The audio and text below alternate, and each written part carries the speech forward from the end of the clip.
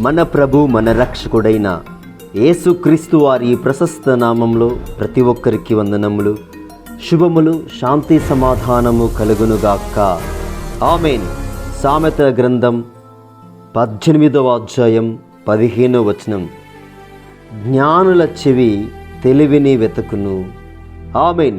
దేవుని పరిశుద్ధ నామానికి మహిమ కలుగునుగాక. ఈ దినం దేవాది దేవుడు గొప్ప విషయాన్ని మనకు వివరిస్తున్నారు. జ్ఞానుల చెవి తెలివిని వెతుకును అని చెప్తున్నారు. నిజముగా ఎవరైతే జ్ఞానముతో ఆలోచిస్తున్నారో, వివేకముతో వాటిని తెలుసుకుని దాని ప్రకారంగా జీవిస్తున్నారో వారు ఖచ్చితముగా తెలివిని వెతుకుతారని ఇక్కడ వాక్యం సెలవిస్తుంది. ఒకసారి మనము సొలొమోను రాజు గారి గురించి, తను చేసిన ప్రార్థన గురించి మనము తెలుసుకున్నప్పుడు నిజముగా వివేకముతో ఆలోచించి ప్రార్థన చేశారు. ఒకసారి మనము మొదటి రాజుల గ్రంథం 3వ అధ్యాయంలో ఏ విధంగా ప్రభువు వారిని ఆయన ప్రార్థించి అడిగారో కొన్ని మాటలు మనము ధ్యానం చేద్దాం. దేవునికి మహిమ కలుగునుగాక. ఇంత గొప్పదైన నీ జనమునకు న్యాయము తీర్చగలవాడెవడు?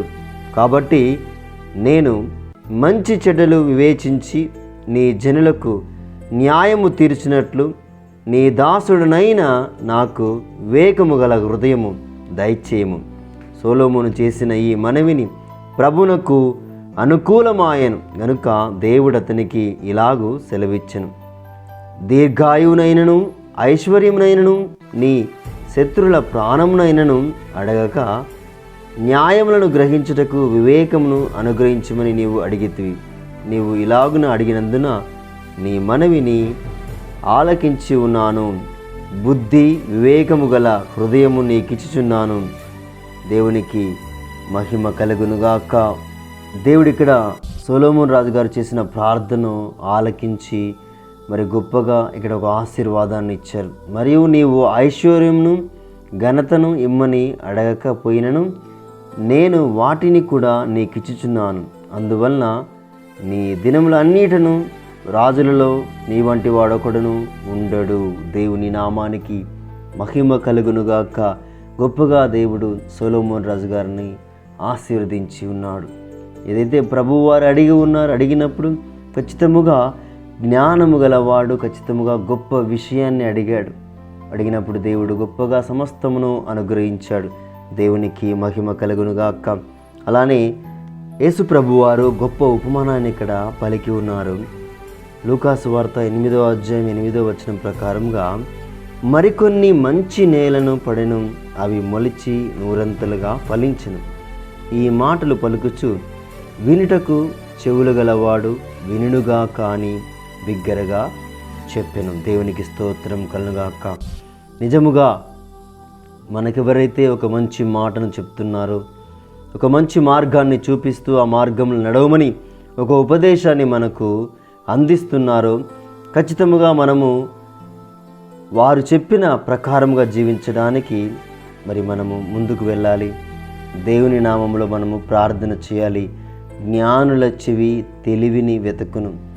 జ్ఞానము గలవారు నూతనంగా ఆలోచిస్తారు, తెలివిని వెతుకుతారు, గొప్పగా దాన్ని క్రియలో చూపిస్తారు. దేవునికి స్తోత్రం కలుగుగాక.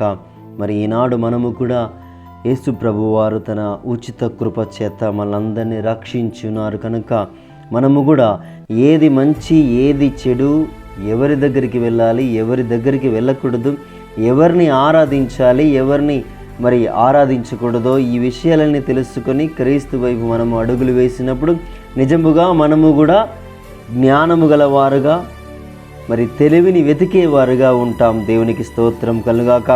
అట్టి రీతిగా ఉండేలాగా దేవుని యొక్క కృప మన మీద కుమ్మరించునుగాక. దేవుని యొక్క పరిశుద్ధాత్మ మన మీద కుమ్మరించునుగాక అని ప్రార్థన చేద్దాం. మహాపరిశుద్ధుడా, కృపగలిగిన తండ్రి, గొప్ప దేవానికి స్తోత్రం తండ్రి.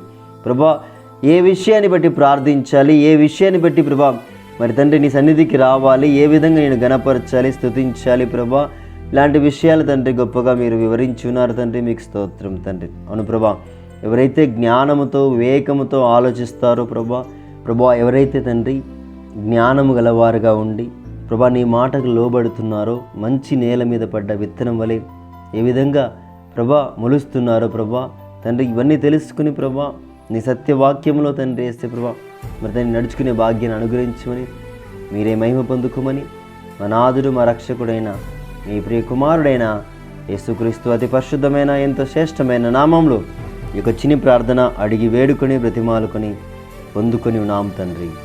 ఆమేన్. దేవుని పరిశుద్ధ నామానికి మహిమ కలుగునుగాక.